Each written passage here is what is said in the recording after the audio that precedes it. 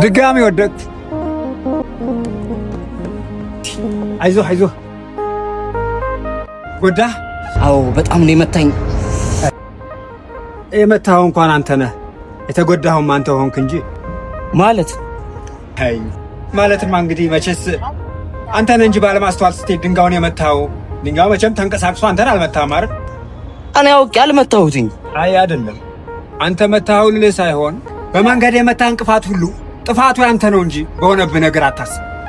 ምንድን ነው የምትለኝ? የቆሰልኩትን የተጎዳሁትን እያለሁ መንገድ ላይ ለወደቀ ድንጋይ ትቆረቆራለህ? የተሻለው ያልኩህን ብትሰማኝ ነው። ሰማ፣ ሰውም ቢሆን እንዲሁ ነው። አንተ ባለማስተዋል በሄድክበት መንገድ ብትጎዳ ወደ ሰጣትን መቀሰር አይቀርም። ስለዚህ አንድም መንገድ ላይ ያለውን እንቅፋት፣ አንድም ደግሞ የራስን አካሄድ ለማስተካከል ሞክር። የምታወራው ምንም እየገባኝ አይደለም። ያልኩህ እስኪገባ ገና ብዙ እንቅፋቶች ይመቷል።